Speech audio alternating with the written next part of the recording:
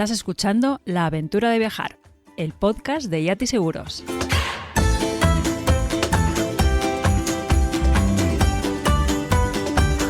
Hola Trotamundos, arranca aquí un nuevo podcast de La Aventura de Viajar, ya sabéis, el podcast de Yati Seguros. Y en el programa de hoy vamos a ir de viaje con 5 personas que tienen algún tipo de discapacidad. En los próximos minutos conoceremos de su mano cómo se organizan para viajar, ante qué obstáculos se enfrentan, cómo los superan y qué disfrutan más en sus aventuras por el mundo o por España. Queremos acercarte el testimonio de personas con diversidad funcional que no siempre tienen visibilidad en nuestras redes sociales o en nuestros círculos viajeros y que nos pongamos en su piel durante unos minutos. En el caso de que tú, oyente, pues no tengas ninguna discapacidad, pero si la tienes y dudas a la hora de viajar, también queremos que conozcas el testimonio de estas 5 personas a las que su discapacidad no les detiene a la hora de viajar. Empezaremos hablando con una persona ciega, seguiremos con una chica que tiene una pérdida auditiva, una persona sorda, posteriormente con una madre cuyo hijo tiene parálisis cerebral y finalizaremos con 2 personas que viven y viajan en silla de ruedas, una manual y otra motorizada. Un programa que esperamos que te resulte apetecible e interesante. Pero antes de dar la bienvenida a nuestra primera invitada, nos gustaría recomendarte que en tu próxima escapada o aventura cuentes con un buen seguro de viajes, que te cubra los 1001 problemas que pueden surgir en cualquier desplazamiento, ya sea accidentes, enfermedades, descuidos, retrasos. En Yati tenemos una gran variedad de seguros adaptados para todo tipo de personas y de viajes. Puedes consultarlo como siempre en yatiseguros.com y que sepas también que nuestros seguros estrella y estándar cubren la demora en la entrega de la silla de ruedas si te obligan a facturarla en los aviones. Y ahora sí, arrancamos. Hola Nuria, ¿qué tal? ¿Cómo estás? Hola Pablo, un placer saludarte. Pues el placer es nuestro y lo primero que te quería preguntar es saber si puedes hacer para los oyentes una breve presentación tuya y de Juanjo y de, describir un poco tu condición. Yo soy Nuria, soy ciega total desde los 6 años. Ya nací con cataratas congénitas y un síndrome extraño que se llama microftalmia. Entonces, pues hasta los 6 años tuve un poquito de resto visual, o un poquito bastante, pero a partir de los 6, por una operación de glaucoma, lo perdí todo. Ahora estoy viviendo en Irlanda desde hace casi 3 años con mi marido Juanjo, que también es ciego total, y nuestro hijo Eric, de 9 años y medio, que no es ciego, y nuestro perro guía, mi perro guía Oldo, y en breves tendremos otro miembro peludo en la familia, que será el nuevo perro guía de Juanjo. Qué guay. Oye, voy a empezar por la pregunta que yo creo que casi todas las personas os deben hacer o que muchas personas nos preguntamos, ¿no? Y es que asociamos muchas veces el viajar a ver cosas, ¿no? A ver monumentos, a ver museos, a ver paisajes, sacarles fotos, compartirlas, etcétera, etcétera. Pero claro, vosotros sois ciegos y tal vez alguna pregunta se pregunta que ¿por qué viajáis, no? Pues si no podéis disfrutar de eso, porque os estáis perdiendo aparentemente algo importante. ¿Qué comentas al respecto? Yo os preguntaría por qué viajáis si solo utilizáis la vista. ¿Cuántas cosas os estáis perdiendo, no? Pues es que, viajar, ya sabes que no solo es la vista, que se disfruta de muchísimas más cosas. Para empezar, de todo el conocimiento que aprendemos cuando viajamos, las culturas distintas, las costumbres, historia, mitología, tradiciones, gastronomía, todo eso no se disfruta solo con la vista. Es verdad que la vista es importante, no quisiera yo quitarle su importancia, pero el resto de sentidos también, toda la comida que probamos, eso se disfruta más con el sabor que con la vista. Todo lo que nos cuentan nos entra por los oídos, las historias, la gente que conocemos, que hablamos, los aprendizajes que tenemos cada vez que visitamos un nuevo destino, dile a la otra parte del mundo o dile al pueblo de al lado de donde vivimos. Entonces nosotros, o al menos yo, viajo por todas estas sensaciones, por todo lo que huelo, los distintos olores, por todo lo que toco con mis manos, por todo lo que siento cuando estoy en una playa o paseando por un bosque, cuando entré en la pirámide de Micerinos en Giza y pensé, Dios mío, esta pirámide, la de miles de años que tiene, todo lo que yo sentí, eso no se puede experimentar sentada en el sofá de mi casa. ¿Vuestra condición nos afecta a la hora de elegir un destino o os condiciona? O dicho de otra manera, ¿en qué cosas os fijáis a la hora de elegir un destino para viajar? La ceguera condiciona en el sentido de que por mucho que digamos y que viajemos y que hagamos, no es tan sencillo como para una persona sin discapacidad. Entonces, pues sí que nos condiciona porque hay lugares que a lo mejor me fascinaría ver. Por ejemplo, quiero ir a Japón, uno de mis sueños viajeros es ir a Japón, pero ¿qué pasa? Que no me atrevo al no saber el idioma. ¿Qué pasa? Que necesitamos un guía, una persona pues que nos acompañe, no que nos haga nada, somos totalmente autónomos, pero sí que nos describa justo lo que comentábamos antes, ¿no? Pues que nos describa lo que estamos viendo o que nos ayude a movernos por la ciudad, precisamente por este desconocimiento del idioma. Eso es carísimo. Y muchas veces el tema del dinero también nos condiciona. Necesitamos gastarnos más dinero que un mochilero que vaya por sí mismo a Japón. Entonces, pues bueno, eso es una de las cosas que nos condiciona y que cuando queremos viajar y queremos viajar solos, pues miramos mucho, por ejemplo, que nos podamos manejar con el idioma Claro, claro. de dónde vamos a ir. ¿Qué os resulta más complicado cuando vais a países nuevos, entornos diferentes, ciudades que no conocéis? Pues quizá, pues no te sabría decir, porque siempre vamos con el GPS. Bueno, tenemos nuestros teléfonos que tienen un software especial que es un lector de pantallas, lo mismo que usamos con los ordenadores. Es un software que nos lee en voz todo lo que hay escrito en la pantalla. Entonces ahí tenemos nuestro GPS, tenemos varias aplicaciones y siempre nos movemos con eso. Entonces, en realidad para nosotros un entorno nuevo podría ser ir aquí al pueblo de al lado, porque es lo que te digo. Claro, es todo desconocido, no podemos darle un vistazo como vosotros, lo nuestro es mucho más experiencial. Si es poco accesible el podernos mover por los sitios, por ejemplo, cuando estuvimos en Ubud, en Bali, era un caos. Íbamos con una guía y yo decía, Dios mío, moverse aquí una persona ciega, tremendo. Las motos, las aceras de cada una de una altura. Los altarcitos que tenían todas las tiendecitas puestas para sus dioses, que es fascinante, pero claro, más de uno le dimos un toquecito con el bastón, porque ahí obviamente no nos llevamos a los perros guía, que esa es otra, no te puedes llevar a tu perro guía. Justo te iba a preguntar eso, sí. ¿Con qué usáis cuando estáis de viaje? ¿Un bastón y el perro? Pero dices que no siempre, ¿no? Pues no siempre, depende del país. Tenemos siempre que estar mirando las legislaciones de cada país y no solo eso, sino también pensar en el bienestar del perro, porque al final, a pesar de que, aunque suene muy frío y muy crudo, tiene una parte que es una herramienta para nosotros de trabajo, en realidad no es solo eso ni muchísimo menos. Para nosotros es nuestro amigo, nuestro compañero. Claro. Es un animal, un ser vivo que obviamente como nosotros siente, padece. Entonces, a veces tienes que pensar, bueno, yo quiero ir aquí, ¿el perro puede ir? Pues sí o pues no, por X motivos. ¿Tengo con quién dejarlo? ¿Alguien de confianza que yo quiera dejarle, qué tal, qué cual? Sí y no. Todo eso son cosas que tenemos que tener en cuenta a la hora de viajar. Oye, ¿cómo os recibe la gente? ¿Cómo os trata? ¿Os habéis sentido rechazados o poco bienvenidos en alguna ocasión? No, no solemos. No, yo no tengo ningún recuerdo así de rechazo. La gente en general es muy agradable, es muy servicial. De hecho, muchísimas veces eso suple a las carencias de accesibilidad que suele haber en la mayoría de sitios, en la disponibilidad, la disposición y lo amable que es la gente. Y también suelen alucinar un poco de vernos viajar, justo por tu primera pregunta, ¿no? ¿Cómo viajan? ¿Cómo lo hacen si son ciegos? Aunque lo has avanzado un poquito, ¿qué cosas os facilitan la vida a la hora de viajar? Pues la tecnología es que es fundamental. O sea, la tecnología, sin ella, yo no sé. Seguro que se podrían hacer cosas, pero nos ha abierto el mundo entero. El acceso a Internet, el acceso a la información, el poder utilizar aplicaciones como el GPS, otras aplicaciones de la vida diaria, como detectar si tenemos las luces encendidas, detectar las escenas que estamos viendo. Ahora la inteligencia artificial es una barbaridad lo que está avanzando y lo que nos está ayudando. Y luego la gente, las personas.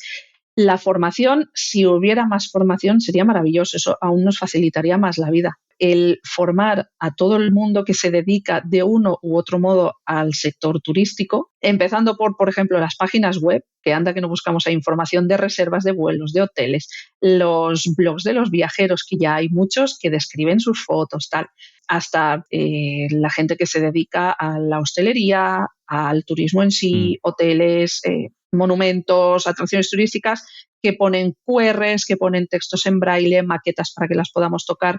Si todo eso va llegando cada vez más al público general y se va normalizando que hay una gran diversidad, cada persona es un mundo y que todos tenemos el mismo derecho a poder viajar y a descubrir nuestro planeta, pues eso también facilita, porque ya cuando tú llegas a un hotel no se queda la gente bloqueada. Ya cuando tú vas a una agencia, no te preguntan a una agencia de viajes, oye, pero necesitas una persona que te asee, que te lave, que te vista. Todo eso facilita muchísimo y te hace sentir mucho más cómodo. Nuria, ya para acabar, ¿hay alguna página web o redes sociales que utilicéis para poder seguiros en vuestros viajes?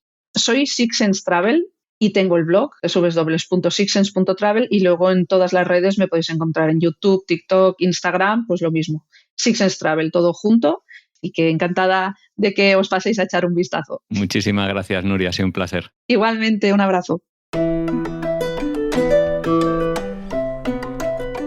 Nuestro siguiente testimonio es el de Cristina Reyes, una chica con deficiencia auditiva que nos cuenta quién es y cuál es su diversidad funcional. Soy Cris, tengo hipoacusia bilateral mixta y utilizo 2 audífonos para escuchar mejor, tengo pérdida auditiva. Como soy una viajera incansable, me di cuenta de la falta de accesibilidad turística que hay en el mundo y decidí crear el blog de Mochileando sin Barreras. De hecho, diste la vuelta al mundo, un viajazo tremendo que da para otro podcast y de que ya hablaremos en otra ocasión. Y ahora me gustaría preguntarte un poquito más en concreto por el tema de la sordera. Y aunque hay muchos grados de sordera, me gustaría preguntarte en qué afecta a la hora de viajar el hecho de ser sordo. Pues en muchas cosas, y además lo que acabas de decir, nosotros siempre solemos decir que no hay ningún sordo igual, porque está el sordo que tiene resto auditivo, como yo, y dentro de ese sordo con resto auditivo puede escuchar mejor los agudos o los graves, o puede escuchar el sonido con un cierto tipo de volumen, pero no entiende, no es capaz de descifrar el mensaje. Y luego, por otro lado, está el sordo profundo, que no oye nada y se comunica a través de la lengua de signos. A la hora de viajar afecta en todas las barreras, desde que sales de casa hasta que llegas, ¿no? Porque cuando coges un transporte en el aeropuerto no está accesible auditivamente, los hoteles no están preparados y para disfrutar el ocio accesible auditivamente tampoco. Oye, ¿cómo le haces saber a la gente que no oyes? Los que tenemos discapacidad auditiva y somos oralistas, dicen que tenemos la discapacidad más invisible que hay, porque el sordo signante lo ves porque empieza a signar, pero nosotros, la gente cuando tú se lo tienes que decir, porque la gente no lo percibe a primera, y más cuando, pues por ejemplo, yo en mi caso, como mi sordera es postlocutiva, es decir, empecé a hablar, aunque muy mal, y luego lo he corregido con logopeda, no se nota al principio. Entonces, yo tengo que decirlo, pero mucha gente, o sea, lo peor es la duda. La gente muchas veces no se lo cree. Oye, ahora estaba pensando el tema de la comunicación, claro, la barrera que supone, porque sobre todo que la lengua de signos no es universal y leer los labios en un idioma extranjero puede no ser fácil, que supongo que es una de las técnicas más habituales para poder comunicarse más fácilmente. Para mí es primordial y la lectura labial se practica, se aprende, no es innata. Y entonces cuando es otro idioma, pues es lo mismo, lo tienes que trabajar y es muy difícil. Entonces es complicado, a la barrera de la comunicación para nosotros es lo más complicado, tanto para un sordo signante como para un sordo oralista. Pero sobre todo nosotros ahora tiramos de tecnología, nos ha cambiado la vida, por lo menos a mí. ¿En qué sentido? ¿Qué tipo de tecnología? Mira, ahora incluso hasta la inteligencia artificial te transcribe audios. Ahí yo desde antes de que exista la inteligencia artificial, yo siempre viajo con una aplicación que te transcribe conversaciones. Aparte, me ha cambiado la vida el Multimix, que es un bucle magnético individual, que lo llevo ya siempre conmigo. Es como un micro que le doy a otra persona, que tiene como un clip, pero pone él en su solapa del abrigo y habla normal y yo lo escucho, me llega el sonido directamente a mi audífono, como si estuviera escuchando a través de unos auriculares. A mí esto me ha cambiado la vida. Claro, y antes no sé si la comunicación muchas veces sería escribiendo papeles o de una manera escrita más artesanal, ¿no? Sí, cuando he viajado sola, siempre con mi libreta, luego con el móvil, te vas adaptando. Claro, porque la lengua de signos, como no es universal, los que tú pudieras saber o una persona sorda para comunicarse, tal vez el receptor no lo entiende, con lo cual Claro. No es un diálogo fácil. Existe un sistema de signos internacional que no es una lengua oficial, sino y además tiene muy poco vocabulario, como para que universalmente las personas signantes la utilicen con extranjeros. Digamos que es como un inglés, pero lo que pasa es que el sistema de signos internacional no lo conoce todo el mundo. Entonces, claro, la barrera de idiomas para un sordo signante sí hay, pero normalmente, ya te digo, hay códigos universales que la gente te da para comunicar. Y ahora me surge la curiosidad de si el hecho de no oír alguna vez te ha metido en algún problema. Me han atropellado este verano, Pablo. Tengo un pie. Por no oír un coche, por ejemplo. Claro, y ese es uno de mis mayores miedos. O sea, en viajes me ha pasado, ¿no? Que tengo que tener mucho cuidado con los ruidos que tengo detrás porque no me entero. En Perú, por ejemplo, cuando he viajado sola, perdí un vuelo también porque anunciaron por megafonía el cambio de vuelo y yo estaba allí tan tranquila.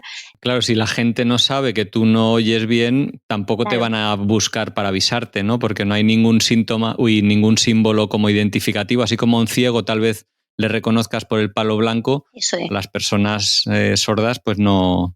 Eso es. Por ejemplo, en España sí han puesto ya, te dan una pegatina de discapacidad invisible. Tú la solicitas, te la dan, pero claro, que estamos hablando que el mundo es tan grande y cada país tiene su propia... Bueno, y lo importante es que los que no tenemos una discapacidad sepamos reconocer esa pegatina, que en mi caso no la conozco y supongo que mucha de la población tampoco, con lo cual es un poco inútil. De todas maneras, me gustaría preguntaros por destinos así un poco más lejanos o bueno, destinos nuevos en general, desconocidos.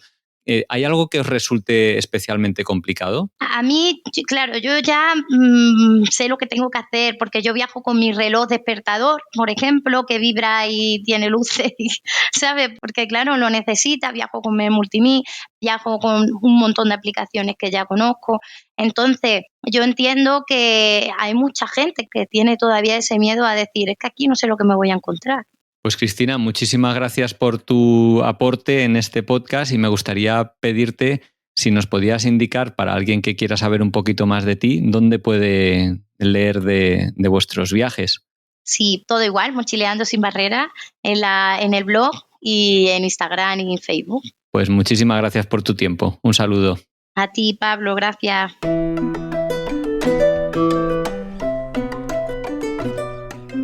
Seguimos avanzando en el programa de hoy con Sandra, la madre de 3 hijos, uno de ellos con parálisis cerebral. Hola Sandra, ¿qué tal? ¿Cómo estás? Muy bien, ¿qué tal, Pablo? Pues encantado de saludarte y lo primero, para quien no te conozca o quien no os conozca a vuestro proyecto viajero de blog y de familia viajera, me gustaría pedirte que nos hicieras una breve presentación y una descripción de la condición de tu hijo. Pues mira, nosotros, me casé con mi marido y hemos tenido 3 hijos.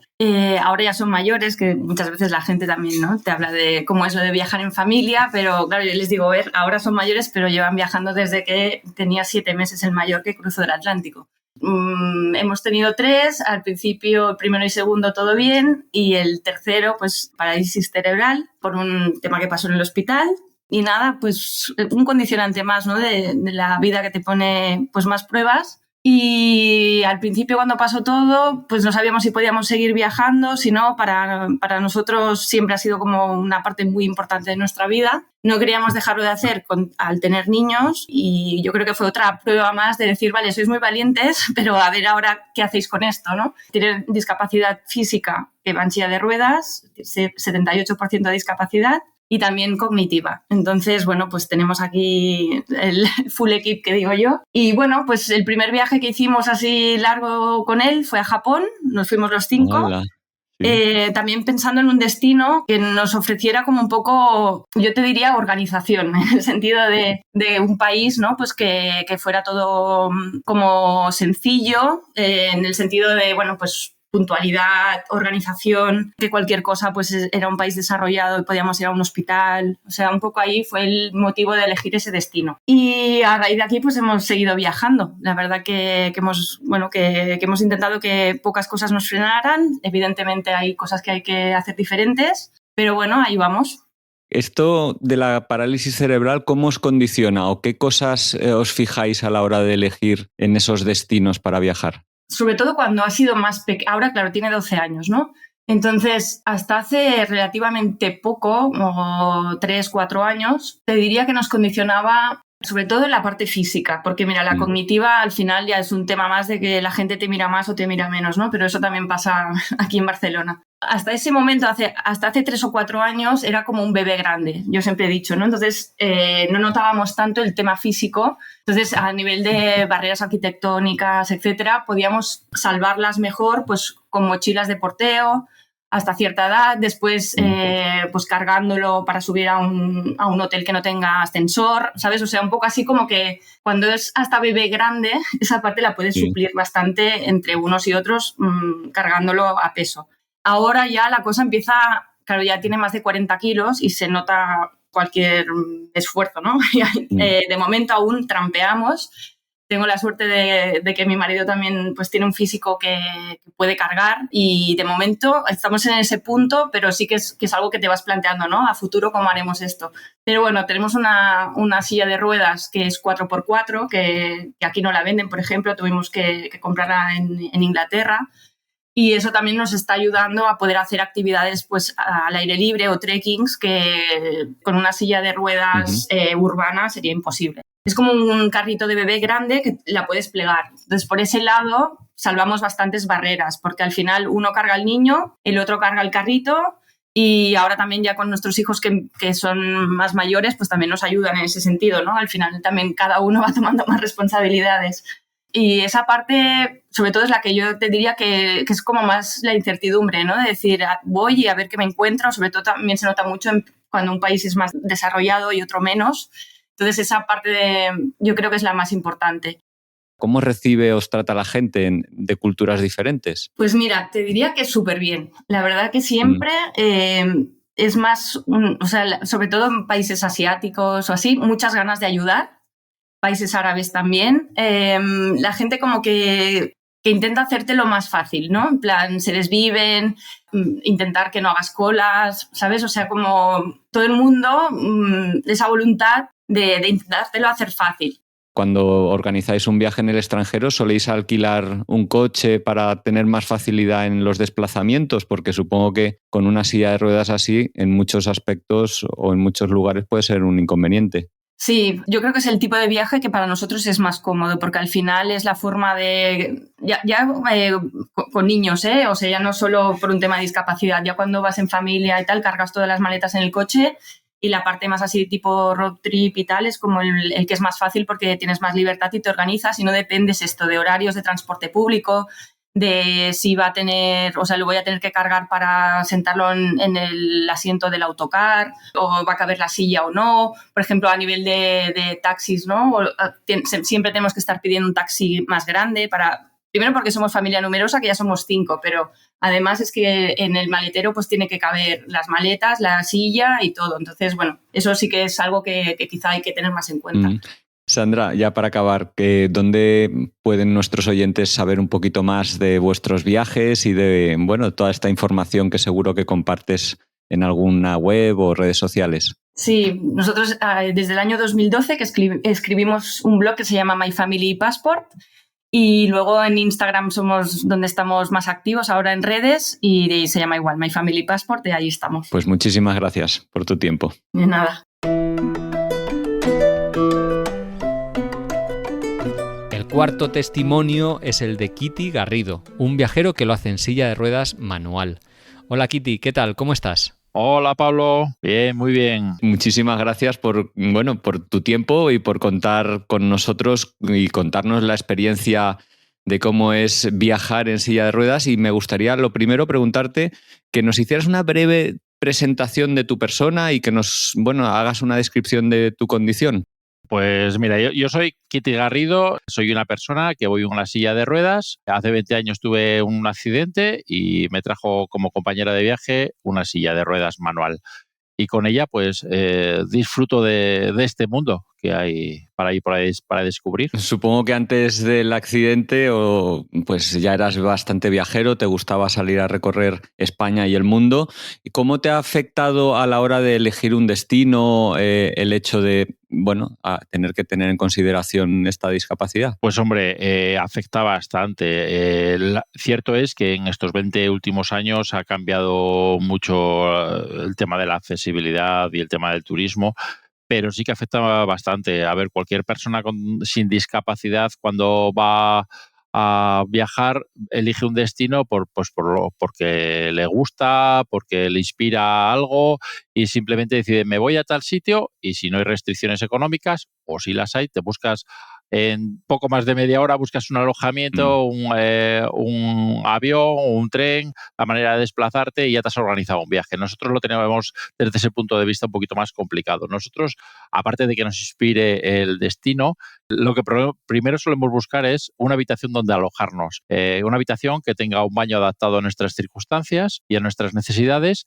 Y a partir de ahí empezamos a formar todo alrededor. Buscar muchas veces alojamiento con baño adaptado pues nos lleva nuestro tiempo, porque no todos los hoteles tienen baño adaptado, no todos están bien adaptados y la verdad pues que sí que lleva su tiempo. Y luego ya pues en destino, una vez que ya decides dónde voy a ir, pues si vas en avión tienes que solicitar la asistencia, el transfer, luego del avión del aeropuerto al hotel, que tampoco suelen ser fáciles.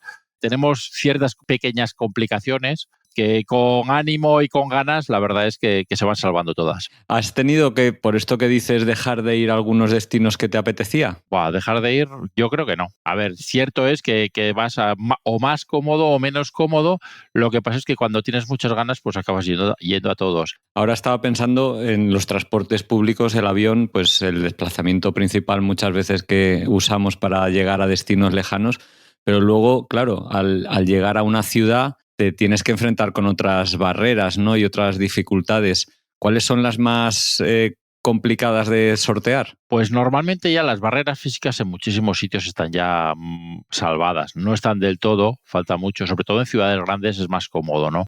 En ciudades pequeñas, en pueblos pequeños, en entornos rurales es más complicado muchas veces llegar y muchas veces esas barreras físicas todavía no se han eliminado. Pero sí que nos suele costar mucho el tema de entrar a comercios, de poder hacer disfrute, por ejemplo, de ir a comer a un restaurante y que tenga un baño adaptado y poder hacer uso como el resto de usuarios de que llegues y te laves las manos, algo tan sencillo como eso. Luego hay otra cosa que es la barrera mental. ¿Sí?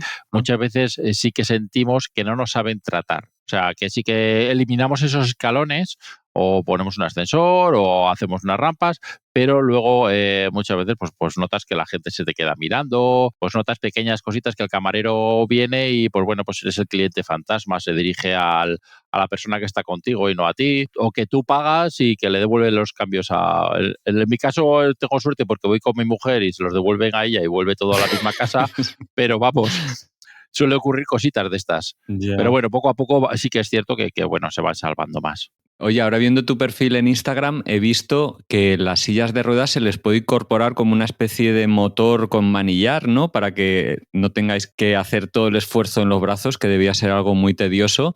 ¿Qué cosas os facilitan la vida a la hora de viajar a los que os movéis en silla de ruedas manual? Pues mira, todo depende de nuestra discapacidad. Yo para viajar, por ejemplo, me manejo con una silla de ruedas manual y tengo una handbike eléctrica que me ayuda, por ejemplo, para ir por caminos vecinales, para entornos naturales y para poblaciones que son o empedradas o que tienen bastantes pendientes. Kiti, ya para acabar, ¿qué países han sido especialmente fáciles y disfrutables para viajar en silla de ruedas? Pues normalmente para viajar, son más fáciles las capitales. ¿Por qué? Pues porque se mueve muchísima gente y tienen más dinero y es más fácil eliminar las barreras arquitectónicas y también, digamos, que se muestran más. La gente reclama más. Pero a nivel muy fácil es moverse a nivel europeo por la estandarización que tenemos ya en los servicios y que, bueno, el tema social y el tema del viajero está muy bien tratado. Yo creo que a nivel europeo sin problema, a nivel de Estados Unidos, Norteamérica y por ahí también.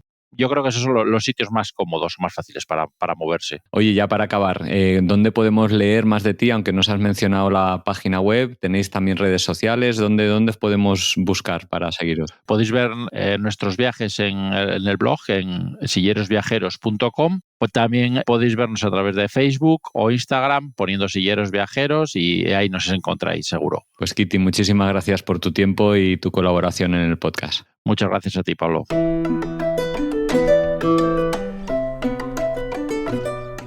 Y ya para acabar, hablamos con Alex Ruiz y Sandra Rodríguez, una pareja viajera que se presenta enseguida. Yo soy Alex, tengo una distrofia muscular, que voy en silla de ruedas desde los 14 años y nosotros a raíz de los viajes que hacemos tenemos un canal de Instagram que se llama Sillero por el Mundo, en el cual animamos a otras personas con otras discapacidades a dar el paso y viajar. Yo soy Sandra, soy la mujer de Alex y bueno, pues desde pandemia decidimos darle salida a todos estos viajes y darlos a conocer para todas las personas que se animen también a viajar. Alex, comentabas que vas en silla de ruedas. ¿Qué característica tiene? Porque es una silla de ruedas bastante voluminosa, aparatosa tal vez. Sí, es una silla de ruedas eléctrica porque yo no tengo fuerza prácticamente en ningún músculo del cuerpo, entonces necesito tener la facilidad de poder mover la silla y que me lleve a los sitios que quiero. Y es voluminosa también porque tiene una serie de comodidades, un respaldo y un cojín cómodo y unas baterías bastante grandes para tener bastante autonomía. Cuando os planteáis hacer un viaje, cuando miráis esos pueblos o esas ciudades a las que queréis ir o destinos ya en el extranjero, ¿hay algún condicionante particular o dicho de otra manera, en qué cosas os fijáis a la hora de elegir un destino para que sea más idóneo? Bueno, pues nos fijamos en que sea una ciudad con una buena red de transportes, por ejemplo, por la salud de Alex también que tenga buena red de sanidad y los hoteles también que la mayoría tengan habitaciones adaptadas. Y además decir que primero pensamos dónde queremos ir, pero una vez decidimos, una de las cosas que nos anima bastante es saber que otras personas han estado en silla de ruedas, que han estado en ese destino y lo han documentado. Eso nos da bastante tranquilidad. Claro. También. Cuando viajáis a esos lugares nuevos, ya una vez en el terreno, ¿qué os resulta más complicado o dónde están los principales retos? La verdad es que quizás solo sería el idioma, porque antes de ir, sobre todo yo me lo estudio bastante, me preparo los itinerarios con los mapas, los restaurantes incluso que queremos visitar, entonces lo llevo bastante bien ya preparado el viaje. Así que es una vez que llegas allí es el poderte comunicar con el resto de gente. Supongo que también el hecho de moverte en silla de ruedas hace que la movilidad pues sí que pueda estar un poco dificultada pensando en transportes públicos o por la calle. ¿Cuáles suelen ser los principales impedimentos que te encuentras? Pues normalmente los impedimentos que nos encontramos son en los cascos antiguos, que normalmente es más empedrado en algunos sitios o los establecimientos no están adaptados con rampas. Pero bueno, como existe Google Maps y todo esto, a veces que lo podemos ver y ya escogemos más o menos, sobre todo en tema de restauración. Y por regla general, tema museos y sitios donde visitar, poco a poco también los van adaptando para silla de ruedas. Muchos viajamos en avión, ahora cuando pienso en viajes así un poco más exóticos. ¿Cómo es el hecho de viajar en avión y con el tema de la silla y las baterías? ¿Es permitido en tu caso? Se permite viajar en avión, sí, pero el cómo lo hacen a día de hoy es vergonzoso. Que en pleno 2024 estemos en la situación que estamos, que aprovecho y te agradezco esto también para explicar a la gente. Nosotros cuando llegamos al aeropuerto tenemos que ya haber notificado días antes que vamos en una silla, etcétera, etcétera. Y entonces en el Finger nos hacen la transferencia, me cambian a una silla muy incómoda muy estrecha para que pase por el pasillo del avión y entonces automáticamente pierdo de vista la silla y la llevan a bodega. Entonces, en bodega tú confías en los profesionales que van a manipular esa silla y llegarás sana salva a destino. Sí que es verdad que en algunos casos hemos sabido que hay gente que se les ha roto algunas piezas o las sillas se la han destrozado. En nuestro caso no ha sido así. Por suerte. Por suerte. Pero bueno, ese es el problema, que no hay un espacio en el avión para una silla de ruedas. Ya tanto sea eléctrica, manual, no hay ese espacio. Entonces tú dejas de ver tu silla y a ver cómo llegará. Que la silla es todo para mí. Claro, o sea, son las su piernas, medio de evidentemente, sí. todo. Exacto. Sí. ¿A la hora de viajar necesitáis alguna ayuda adicional o sois prácticamente o totalmente autónomos en lo que representa un viaje, los transportes, la llegada, moveros por las ciudades, hacer actividades? Pues mira, cuando por ejemplo llegamos a destino, nosotros normalmente, para que no ir cargada con las maletas y demás, sí que es verdad que pedimos un taxi para que nos lleven al hotel y una vez ahí en el hotel ya después ya nos movemos. Ayudas técnicas, pues necesitamos varias. Necesitamos una grúa de transferencia porque Alex es muy alto y por el tema de la movilidad yo no puedo con él. Silla de ducha y también una cama reclinable. Sí. Que se me levante la parte de arriba para poder descansar por la noche y respirar sí. Mejor. Sí. Claro, todo eso lo tenéis que haber investigado y solicitado previamente, intuyo. Sí, todo se alquila igual que el taxi. Todo esto lo tenemos ya contratado antes. La verdad que hay una agencia que nosotros llevamos años ya viajando con ellos. El primer viaje siempre cuesta un poquito más porque, claro, es conocerse. Pero los siguientes ya saben cuáles son nuestras necesidades, lo que queremos y nos ayudan bastante a conseguir hotel, ayudas técnicas y el taxi. Luego ya pues nosotros nos movemos y nos apañamos. Pero lo que es esas cosas que son tan necesarias se encargan ellos. ¿Estas cosas extras, digamos, supone un coste extra? Por supuesto. Sí, ya. Sí, claro. Sí, y además esto barato no es porque, claro, te obligan a reservar, a pillar, por ejemplo, una grúa, pues 2 semanas o un mes, a veces nos piden, aunque la vayas a usar solo un día. Vaya abuso. Entonces, claro, se multiplica. Pues Sandra, Alex, muchísimas gracias por vuestro tiempo. Si nos recordáis dónde podemos saber un poquito más de vosotros y vuestros viajes futuros, os lo agradecemos. En nuestro Instagram, Sillero por el Mundo. Ya veréis que el logotipo somos nosotros, al estilo Simpson. Pues perfecto, ha sido enriquecedor charlar con vosotros. Muchísimas gracias por vuestro tiempo. Muchas gracias. A ti, un placer por contar con nosotros. Gracias.